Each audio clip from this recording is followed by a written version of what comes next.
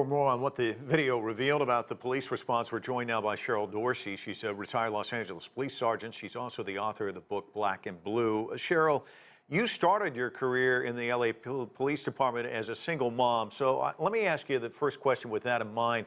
How are you viewing this and what happened there as someone who wore a badge, but also as a mom? Well, my heart breaks for these families. I mean, they are being victimized over and over and over again. And while this newspaper spokesperson said that they wanted to show the family the thing that they've been asking for, what was the urgency? What was the necessity to do that without allowing the family to first see this? And so I think there's so much misinformation and intellectual dishonesty that's spreading around by all involved in terms of why they release information, the information that they give that's not truthful, and then for the DA to say that she's investigating what, I don't know, because the gunman is dead. So it's everything about it is problematic. Yeah, we heard recently from one of the teachers who survived, who was shot, and said, he said, I just thought someone was going to come, and I waited and waited and waited for the longest time. Now you see one of the officers going and getting hand sanitizer. You're just seeing him milling around. Killing is underway. People just look at this video and say, how on earth could this happen? I mean, how do you make sense of it? You can't.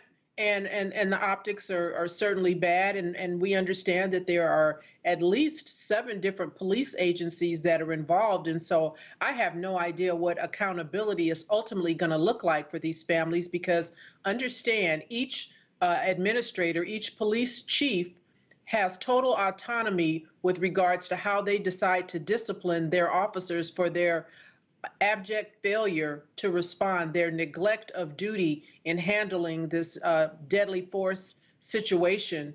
And so I don't expect that there's going to be much more coming forward by way of truthfulness in terms of how these officers are going to be dealt with, because each of them are culpable, as well as the mayor and the governor there, who have been dishonest intellectually as well from the very beginning. What do you think the accountability should look like? Well, listen, I think they should all lose their job. I mean, you take an oath to protect and to serve, and these people have been trained, and I understand that training is different from agency to agency, but you have an active shooter. You hear him. You hear the children, in some instances, it's being reported, wailing. We now know that they were cowering under their little desk and waiting for the police to come.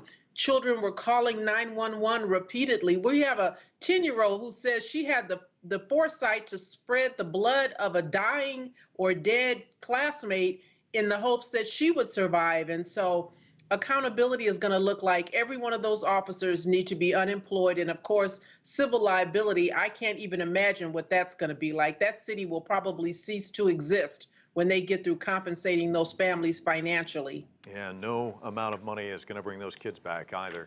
Cheryl, thanks so much. Appreciate it.